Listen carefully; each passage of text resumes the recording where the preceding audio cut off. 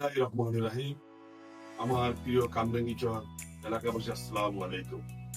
আমি মোহাম্মদ শহীদুল হক, আহ্বায়ক ৫৫ নং ওয়ার্ড বিএনপি কামরাঙ্গীচর থানা, ঢাকা মহানগর দক্ষিণ।